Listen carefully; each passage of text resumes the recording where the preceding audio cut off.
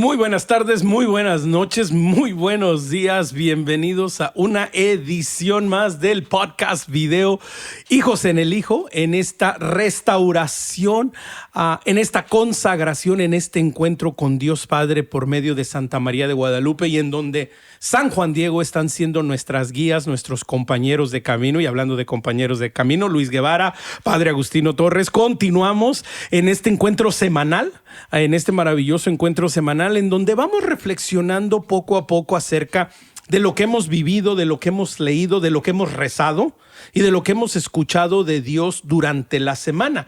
Esta semana que concluye ha sido muy importante y muy interesante, porque estamos ahora en la etapa de restaurar nuestras acciones y actitudes. Y el ejemplo, Padre, que se nos da es las bienaventuranzas. Bueno, pues sí, claro, las bienaventuranzas en Mateo capítulo 5, ¿verdad? El Señor nos da como es como la constitución de los cristianos, ¿verdad? Esto es lo que somos, esto es lo que hacemos. Y yo creo que, bueno, pues en estos días, ¿verdad? Se va a celebrar muy pronto el Día en Acción de Gracia, ¿verdad? El Thanksgiving, ¿verdad? Aquí en este país. Y yo creo que es una muy buena forma de cómo vivir en carne propia las bienaventuranzas, empezar con agradecimiento y saber, ¿verdad?, que siendo manso, siendo sencillo, siendo caritativo, siendo misericordioso, siendo pacífico, todo esto viene a través de ser agradecido por lo que Dios ha hecho por nosotros. La pregunta surge, ¿y por qué? ¿Verdad? Seguir las bienaventuranzas. Y la respuesta es porque Jesucristo nos salvó.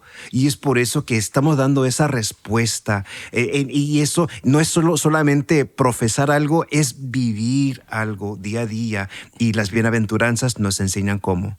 Exactamente. Y que, Luis, volviendo a la figura, lo decía yo en la introducción de este podcast, de este video de hoy. Juan Diego, San Juan Diego, fue un hombre de virtud, fue un hombre de bienaventuranzas. Hablemos un poco del rol de las bienaventuranzas en la figura de Juan Diego desde antes de las apariciones, porque es decir, no fue un hecho pues así fortuito o de la nada, sino también Juan Diego tiene un proceso de vida, de restauración de su propia identidad.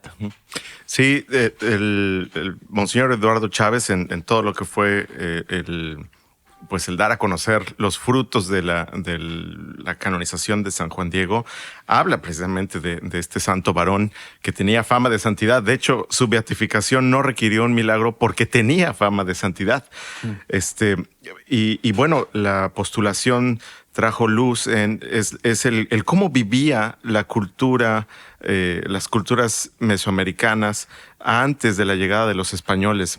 Y al menos el pueblo mexica al que pertenecía San Juan Diego, toda su existencia estaba dedicada a su teología, a lo que ellos entendían. Ellos creían que los dioses habían dado su vida para que ellos existieran como parte de la creación, y ellos se habían echado en hombros la responsabilidad de responder a ese sacrificio, ellos haciendo también sacrificio de su persona. Monseñor Chávez explica el cómo, además del sacrificio humano, los indígenas, cuando hacían penitencia y ayuno, era algo intenso. Uh-huh. Él hace burla de que tú tus 40 días con un viernes de ayuno y sin comer carne.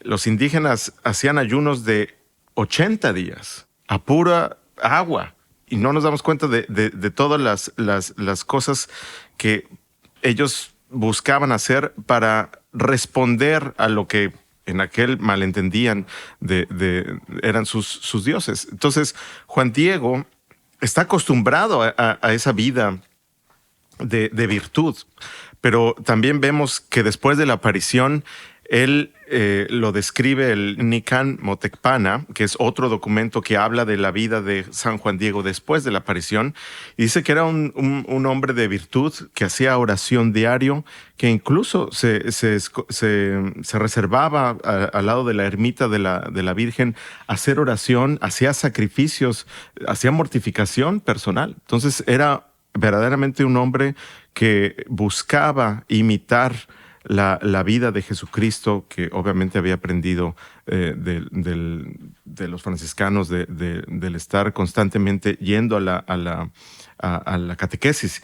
Y en eso también vemos virtud, antes de encontrarse a la Virgen, el que diario fuera, se levantara temprano para recibir esta instrucción. Y obviamente nadie puede dar lo que no tiene. Tenemos primero que recibir esta formación, aceptar esta vida que nos invitan las bienaventuranzas a vivir, que pudiera parecer la perfección, y es solamente con la gracia de Dios que recibimos al pedirle a Dios, y en los sacramentos que podemos vivirla. Y que precisamente, Padre, nos conlleva, ¿no? Este maravilloso reto que iniciamos, y lo hablábamos, si no me equivoco, en el primer capítulo, en el primer episodio de estos videos, que por cierto, si usted no ha tenido la oportunidad de ver las semanas anteriores, pues lo invito a que nos visite kofc.org/hijos, y ahí va a encontrar todo el contenido, todo el material. Y lo hablábamos desde un principio, el poder buscar modelos buenos, modelos de santidad, modelos superiores que nos lleven a algo más grande, ¿no? Esos ejemplos de paternidad, de filiación, de ser verdaderamente hijos, Padre, y que San Juan Diego lo cumple a plenitud, porque es un hombre, como bien nos describe Luis, que venía de una cultura, que venía de una realidad, pero que estaba caminando hacia Dios, que estaba buscando algo que no conocía, y algo que a veces no lo acabamos de entender lo suficiente. Es que San Juan Diego no era un niño cuando le pasa todo esto. No, pues sí, San Juan Diego ya tenía sus años, ¿verdad? Que esto es algo que es distinto en comparación con otras apariciones, que usualmente la Virgen se aparece a niños, ¿verdad? Pero eso me dice que San Juan Diego, aunque era hombre, tenía un corazón de niño. Tenía una sencillez, una fe, ¿verdad? Bien fuerte.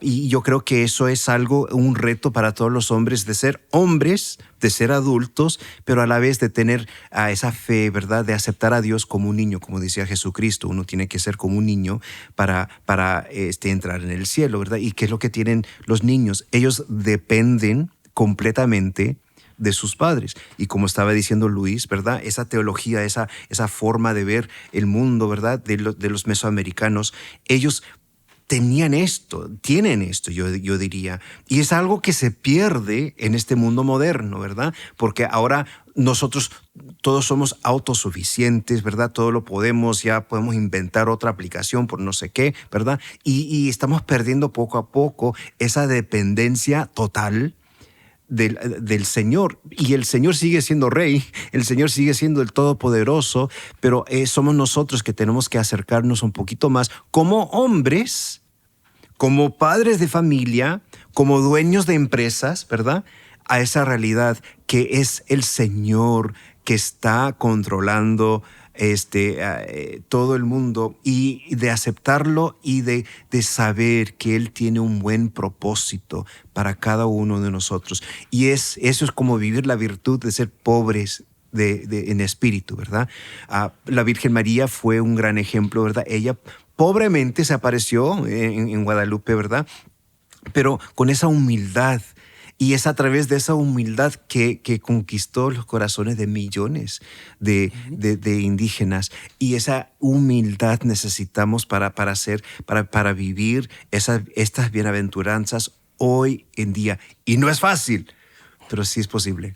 Y que precisamente, ¿no, Luis? Nos retan a no es fácil, pero a convertirnos en otros San Juan Diegos, en otros portadores de la buena nueva, en otros hombres valientes que a lo mejor vamos con preocupaciones, con necesidades, con luchas internas y externas, pero más sin embargo tenemos a como bien lo decía hace un rato, y me encanta esa frase, ¿no? Este santo varón que nos llama y que nos invita. Entonces, Luis, un poco la importancia también de atrevernos a ser otros San Juan Diegos. Así es.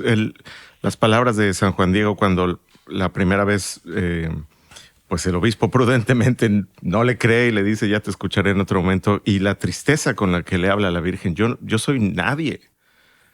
Manda a alguien más. Y la Virgen lo confirma. Le dice, sí, podría mandar a alguien más, pero tiene que ser tú.